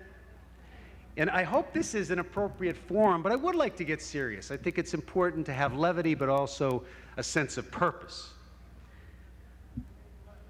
Vandy was exceptionally politic tonight, and appropriate as he always is. But Vandy French and I were deeply disturbed about the selection last year of Mr. Bob Bigelow. We were quite frankly incensed that excellence prevailed over seniority.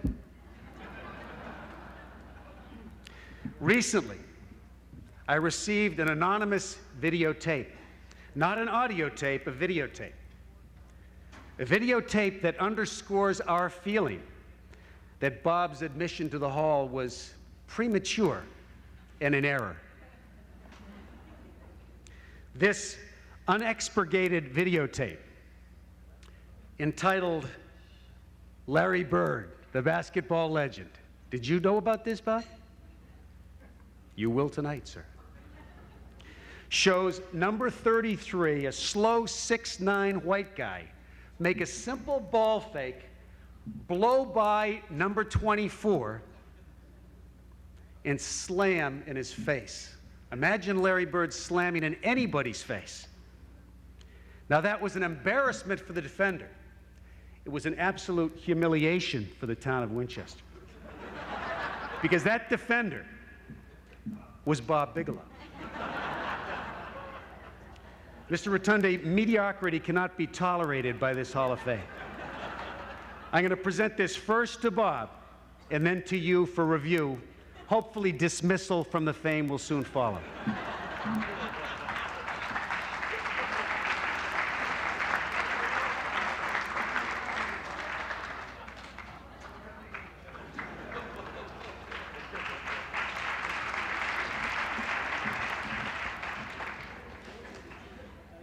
My wife whispered to me that maybe I should keep it short, but I'm going to take it a little further because this is a special moment under the sun for our family.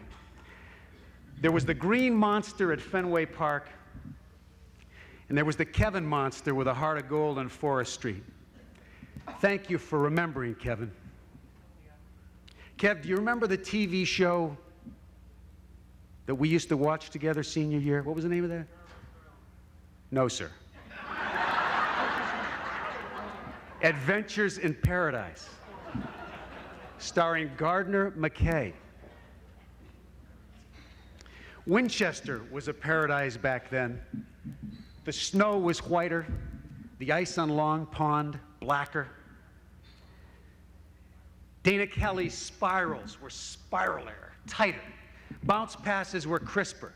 And Paul Malloy, his double plays were flashier. You remember Mr. Malloy, that mild-mannered social studies teacher at Winchester High School?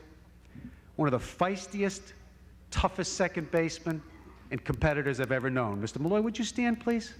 Mr. Malloy.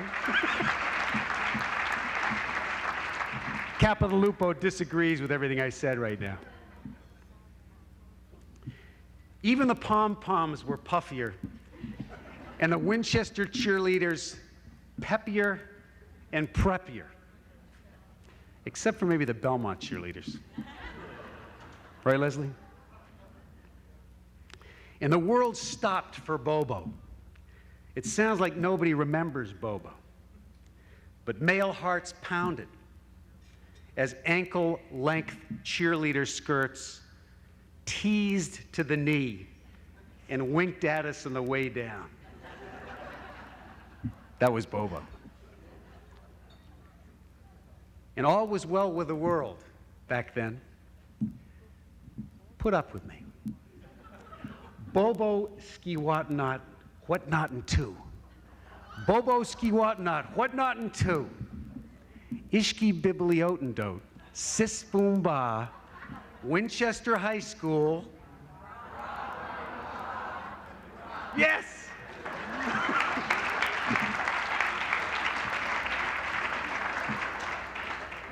School spirit was cool then, and it all made wonderful sense back then. Victories and losses were so important. The reputation of our hometown was at stake. And you can feel that feeling of hometown pulsating tonight. The eyes of Sam, Moose, and Joe Bellino. John Lynch and Jim Wright, the Schumacher and Sirica brothers. Joe Keating and Mitzi Mon. Del Rossi, Domenico, and French. They were upon you. And it meant so much to know that they were watching you very carefully. We played through polio epidemic, missile crisis, and war. And we tingled during the Star-Spangled Banner. And the coach and the cop were always right. Powerful images remain of that world. A world in which Willie, Mickey, and the Duke didn't smoke or drink or wash dishes. We were wrong about Mickey.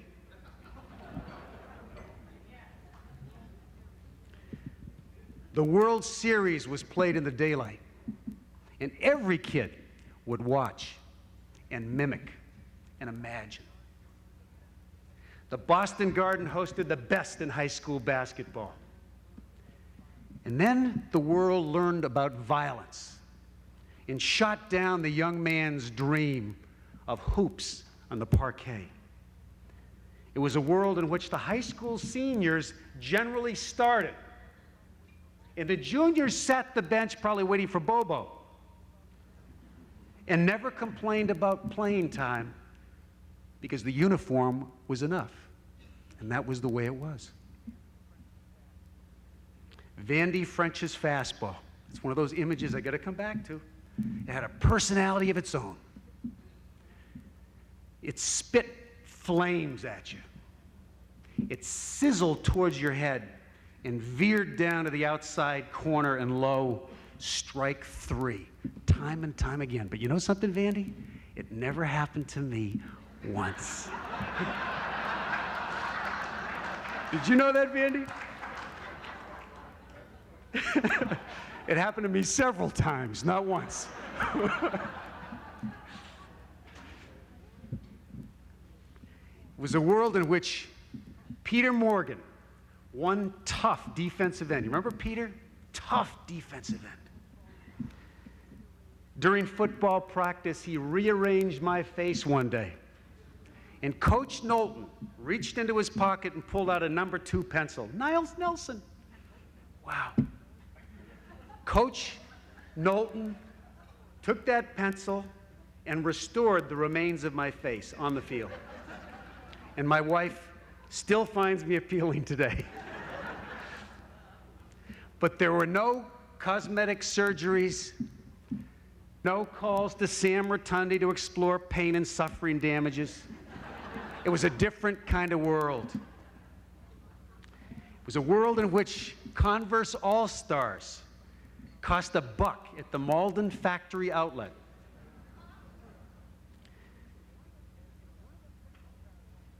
And one of the things about the Converse All-Stars that's so important,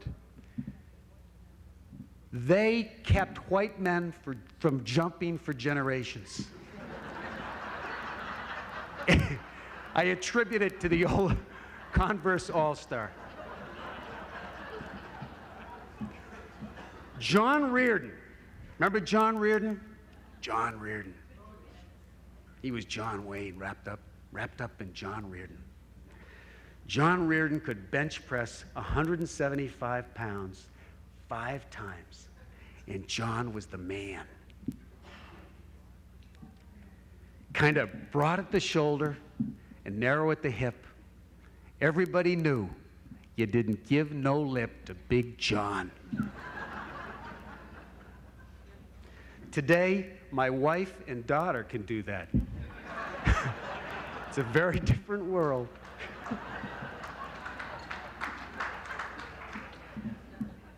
It was a world, the Winchester world, in which scientists and presidents and teachers and parents were heroes.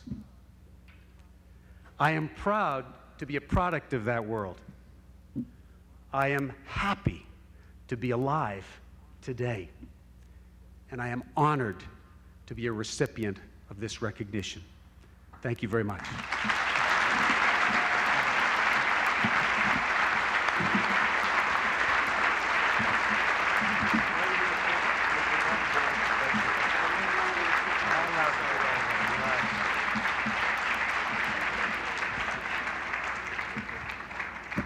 What a great surprise. George just whispered to me that he's going to MC this thing next year. That's terrific. George, thank you so much.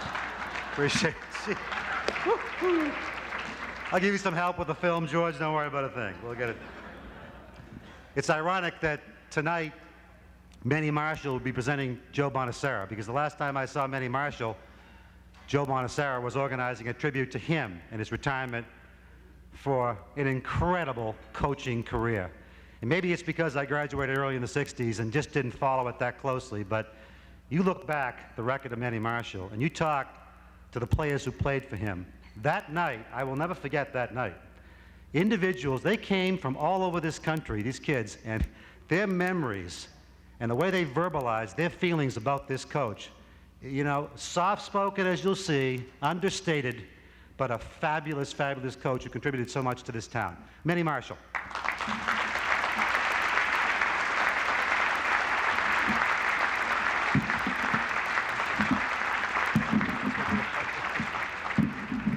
Thank you, Sam. It is truly a pleasure to be here to induct Joe Bonacera into the Winchester Hall of Fame. Joe started playing football at Lynch back in 1966 when he played for Frank Provenzano. And then he earned varsity letters in his sophomore, junior, and senior year, co-captained his senior year in football, was all-scholastic honorable mention his junior and senior year. Was awarded the most outstanding back in the Winchester-Woburn game his junior and senior year. Middlesex League All-Star halfback in '67, ran varsity track, and also competed on the wrestling team. Was on the National Honor Society. Upon graduation in '69, he attended Bowdoin College, where he earned varsity letters in sophomore, junior, and senior year. He was the ECAC Sophomore of the Year, and also ECAC First Team Halfback in 1970 and '72. He holds their single-season rushing record, and also the best average carry per career at 4.8 yards.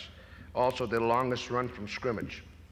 He also received the William Reardon Memorial Trophy, awarded to the senior member of the varsity football team who has made an outstanding contribution to his team. He also played varsity lacrosse and was a free agent draft with the New England Patriots. Graduated from Bowdoin in 1973. Received an MBA from Northeastern in '79 and an MST from Bentley College in 1984. I didn't know some of that stuff, to be honest with you, till Sam gave it to me. Because that's not how I remember him. Joe was a junior the very first year I became the head football coach at Winchester. And I think if you haven't been in that position, it's pretty frightening, following a person like Henry Knowlton, not knowing what to expect. And you get on the field and you meet Joe Bonacera, Mr. Intensity. I think he kind of set the tone that all head football coaches would like to set because of the way he played, and also because of the way he practiced. He practiced like he played. And I'll tell you, I don't want to embarrass him, but I'll tell you a little story about the intensity that he displayed in practice. He always put the team first. And it made it easy. You know, there were certain situations when you wonder, well, what are we going to do? It was simple. We gave the ball to Joe. He was a very punishing runner with excellent speed. The following year in '68, I was twice blessed. Number one, he was coming back, and number two, he was also our co-captain, which I really believe is the highest honor that any team can, anybody can pay to a certain individual. And Joe was the kind of captain that every coach looked for, because he not only led by example, but he wasn't afraid to grab somebody at the same time who wasn't doing what they were supposed to be doing. In his senior year, he was injured with a separated shoulder and missed 3 ball games. We didn't think he'd be back. He did come back. He played in the Thanksgiving Day game and became the MVP of the game. When Joe was injured, he never missed practice. He came to every practice, had his arm in a sling, and he had his sweats on, and he was running and so forth. We were getting ready for the Wakefield game. Woburn was not in the league, and if we had beat Wakefield, we were going to be Middlesex League champs. I think that would be the first, in this league, the way it was set up, the first Middlesex League championship a football team had won. And we were practicing, and it was going terrible. Joe was there with the players, his arm on the sling, and we were trying to get them going. It was a terrible practice. Next thing I know, we have to separate. Joe was straddling somebody on the ground and pummeling them to death. Needless to say, practice picked right up, and we came on. The respect that his teammates had and the respect that the coaches had for Joe because of the way he approached things, not only in the football field, but in the classroom. So it gives me a great deal of pride to see him to continue those things that made him the kind of athlete and student that he was, the success that he has now in business and as a family man. And it really does give me a great deal of pleasure and pride to present Joe Bonacera into the Winchester Hall of Fame.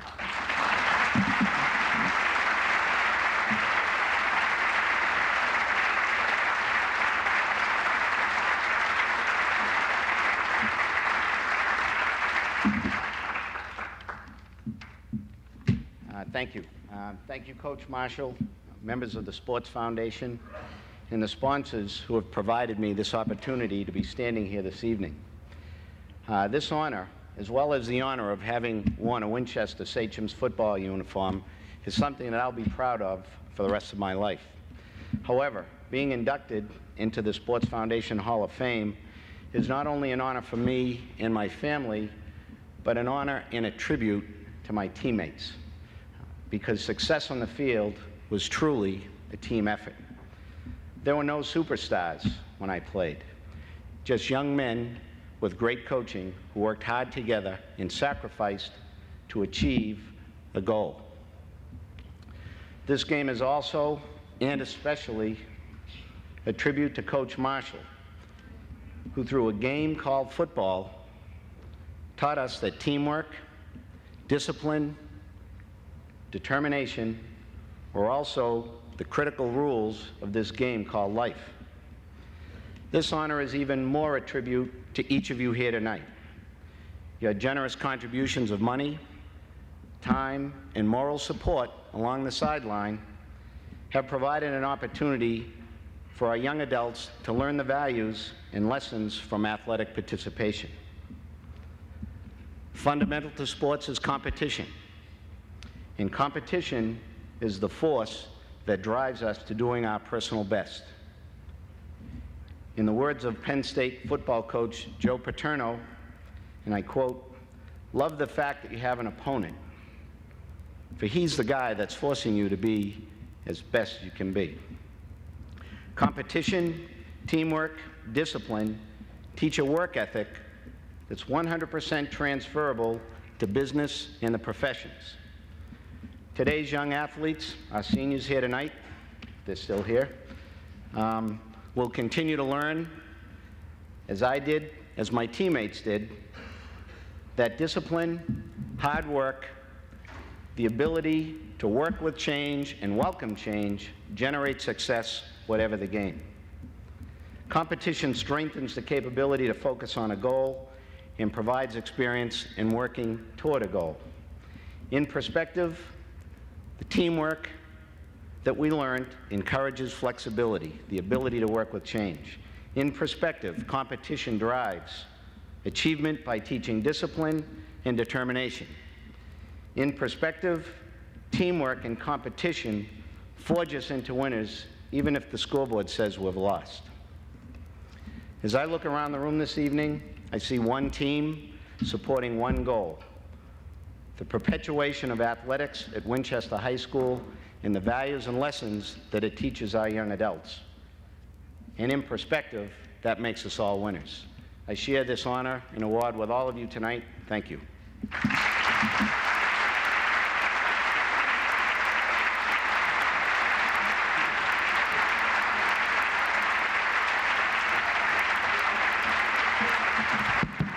Thank you.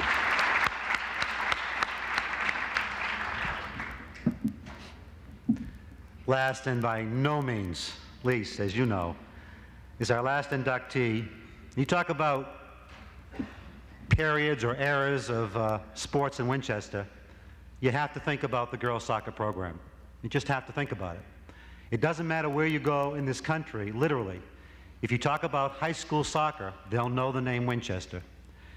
And by and large, that's due to a great youth program, great young kids who contribute a heck of a lot and sacrifice a lot to participate in it. But in a greater sense, it's due to the coach, Chris Scanlon. Chris.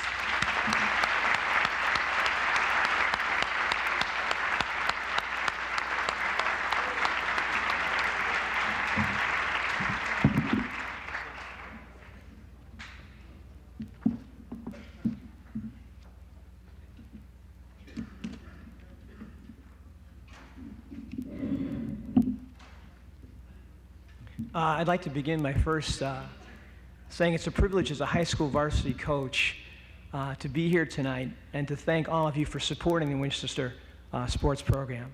It's very meaningful to all of us so that we can have our programs year after year, not just the high school varsity program, but for the sub-varsity programs too. I'd like to congratulate all of the inductees tonight, especially my good friend Vanny French, They're such great role models for all of us. And of course, to the remaining senior athletes who have really, just shown us some great times this year, and those films were wonderful. It was the spring of 1973. I was patrolling the Mystic School playground as a first-year teacher during the afternoon recess. I came upon a second grader with the most beautiful blue-green eyes and smiling face. Her name was Maria Montori, and I knew back then, 20 years ago, that this was a very special person.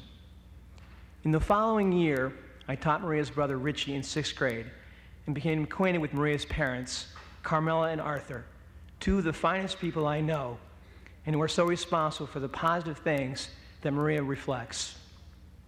A few years later, I became Maria's 5th and then 6th grade teacher in the Mystic School. And what stands out in my mind about Maria back then was her enthusiasm and dedication to her studies as well as athletics. But athletics is what created the legend of this person, and Hall of Fames were designed to honor Maria Montori types. Even in elementary school, Maria was accomplishing feats and breaking records that haven't been accomplished since. Hitting the blacktop at the Mystic School playground was an automatic home run during intramural softball games. Maria's nickname during those games was Blacktop Montori because she hit a home run every time at bat. The softball throw and discus toss were yearly gym class events. Maria still has the record for both categories for girls and boys. In the next few years at junior high school, I didn't see too much of Maria, but her reputation on the youth soccer fields was becoming legendary, and I was eagerly awaiting her presence at the high school varsity level. Maria immediately became a standout on a talented returning team her first day of practice. She went on that season to become the first 10th grader to be named All-Scholastic for the Winchester girls soccer team. Maria repeated that lofty honor her junior and senior years and culminated her varsity career by leading her team to the first state tournament championship and by being recognized by the Globe, the Herald, and the Eastern Mass Girls Soccer Coaches Association as the Player of the Year. Maria was a multi-talented athlete and excelled in many sports besides soccer. Her basketball and softball exploits in high school were also outstanding. Maria fulfilled her basketball career at Winchester High School by becoming the all-time leading scorer, and in softball was named once again to the All-Scholastic team. Maria was an athlete every coach relished. She led each team she played for with skill, determination, and excellence.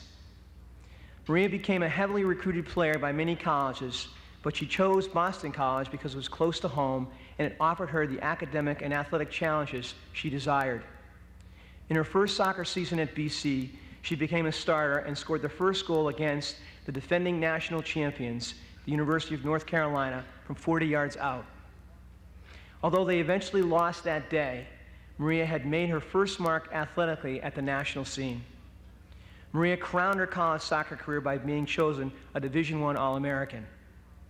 After graduating from college, Maria moved back to Winchester and began a professional career in which she presently owns her own business. But as busy as she was in her new career, Maria immediately became involved with the youth sports of the town that had given her so much. She now is a board member of both basketball and soccer clubs of Winchester. She coaches the under-13 girls soccer team for the soccer club and is the assistant coach to the under-16 ODP state girls soccer team in which many Winchester players have played. She carries out those roles as enthusiastically and as giftedly as she did as a player. Giving back was something Maria felt compelled to do, and her example and expertise, as with the many others who give of their time in what makes our youth program as successful as it is. To all of the girls and young women of our town, Maria Montori is the most outstanding role model I can think of. She's the type of person I would love my daughter Kelly to emulate. Maria Montori represents in my mind the best that there ever was or is. It is my privilege and honor to call upon Maria Montori to be inducted into the Winchester High School Sports Hall of Fame.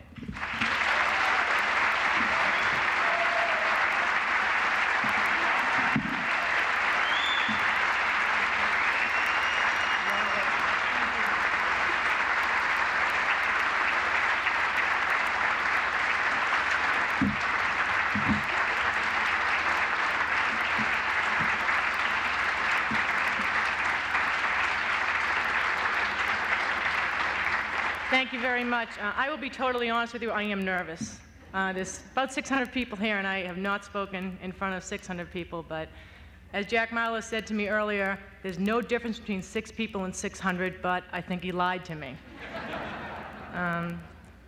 But I'd like to share a few things, and I think I'm going to piggyback a lot of the speeches that were given tonight, especially George Neville. Although I wasn't physically going to give the award to my parents, I can tell you that they are most deserving of this than I am, as well as my family. And the whole right side, as you will know if you hear the cheers, is my family, the YMCA, the Rotary Club, Bay State Financial, and all those people. And I want to thank everyone. And my soccer team is here. It's nice to see them still awake, although I still think they'd be awake if they were home.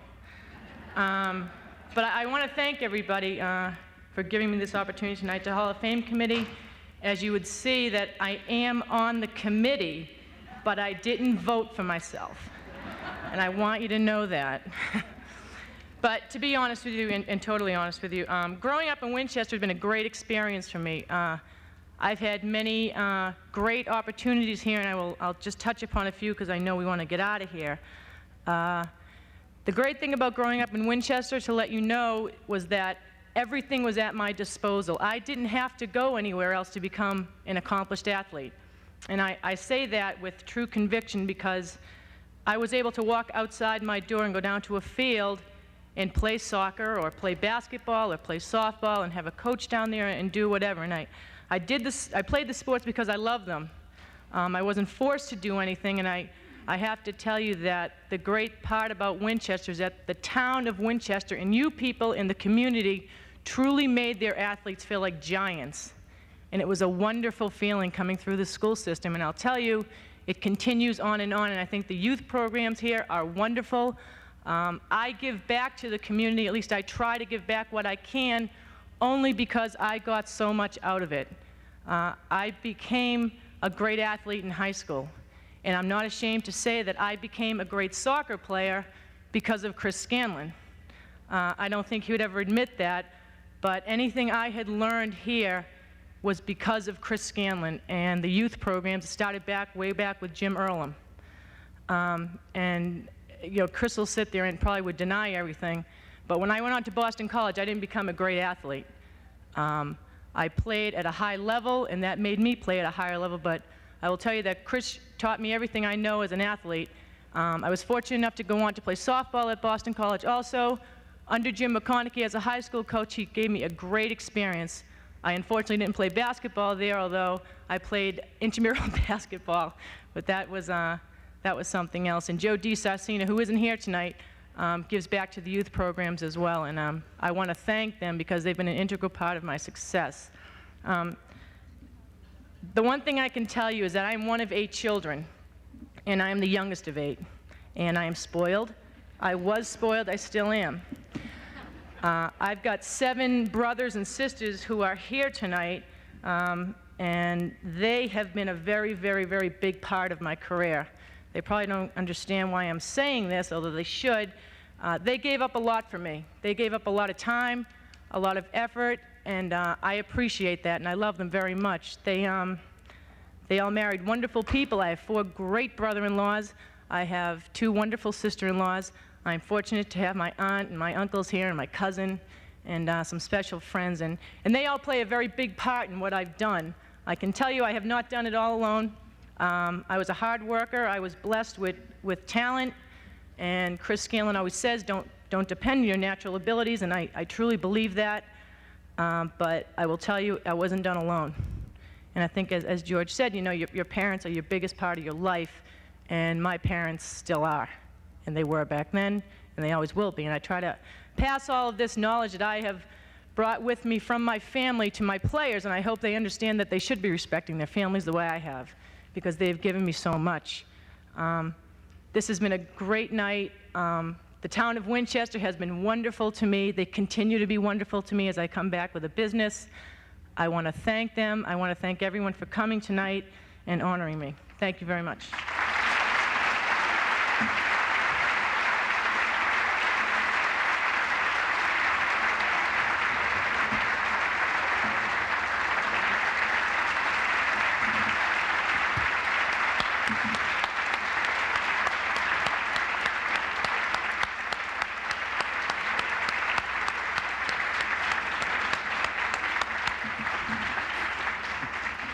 Maria said it so well, you know, everything was at her disposal.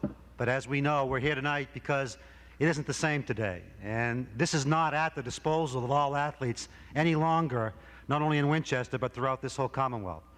But for the Sports Foundation efforts, the Lucille Borks of the world, the Rick Bushes of the world, people who put this thing together, we literally wouldn't have had freshman sport programs for the past 4 years, and many of our JV programs would cut. I'd like you to think about that. Think about it in the context of what you saw tonight. We're out before 10 o'clock. I told you we would be. Thank you very much.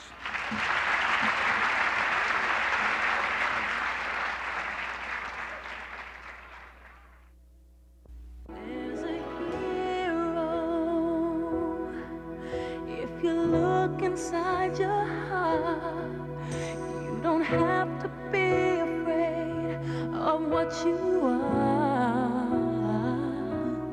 There's an answer if you reach into your soul, and the sorrow that you know will melt away.